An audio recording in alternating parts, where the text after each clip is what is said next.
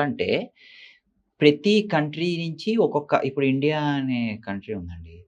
Short film కేటగిరీలో ఆస్కార్‌లో ఒక ఒక కేటగిరీ ఉంది. షార్ట్ ఫిల్మ్ కేటగిరీ ఉంది. ఆ షార్ట్ ఫిల్మ్ కేటగిరీకి మనం మన షార్ట్ ఫిల్మ్ సినిమా పంపియాలంటే బాలీవుడ్‌లో ఒక 50, 60 మూవీస్ పంపిస్తారు. హ్మ్. మన సౌత్ ఇండియా నుంచి కొన్ని పంపిస్తారు. రష్యా నుంచి పంపిస్తారు. యూరోపియన్ కంట్రీస్ నుంచి పంపిస్తారు. చైనా నుంచి పంపిస్తారు. జపాన్ నుంచి పంపిస్తారు. అలా కొన్ని థౌసండ్స్ ఆఫ్ మూవీస్ వాళ్ళకి వస్తాయన్నమాట. ఆస్కార్ జ్యూరీ మెంబర్స్ గాని వాళ్ళకి. వాళ్ళొచ్చినప్పుడు ఏం చేస్తారంటే ఇందులో best one of the best అంటే 5 బెస్ట్, 6 బెస్ట్, 5 బెస్ట్ తీసుకొని ఈ 5 బెస్ట్‌లో ఉన్న ఫస్ట్ మూవీకి ఏదైతే ఓట్స్ ఎక్కువొచ్చాయో దానికి ఆస్కార్ విన్ ఇస్తారనమాట. హుహు. అంటే ఈ నామినేటెడ్ వరకు ఎళ్ళటం ఎంత కష్టం చూడండి.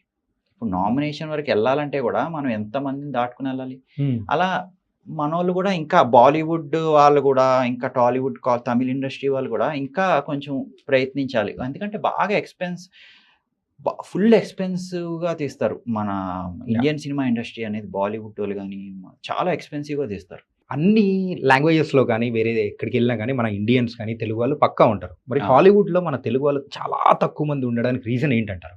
హాలీవుడ్‌లో తెలుగు వాళ్ళు చాలా తక్కువ మందండి. ఎందుకంటే వీళ్ళు ఎక్కువ తెలుగు వాళ్ళని తెలుగు సినిమా ఇండస్ట్రీలోనే చేసుకుంటారు. హ్మ్. తమిళ్ వాళ్ళు తమిళ్ ఇండస్ట్రీ చేసుకుంటారు. కన్నడ వాళ్ళు కన్నడ ఇండస్ట్రీ చేసుకుంటారు. మీరక్కడ ఆపర్చునిటీ ఎన్ రావాలి అంటే అక్కడ అక్కడ చదువుకొని ఉండాలి. లేకపోతే అక్కడ మీకు కాస్టింగ్ డైరెక్టర్స్‌తో ఎప్పటినుంచో తెలిసుండాలి. అలా వాళ్ళ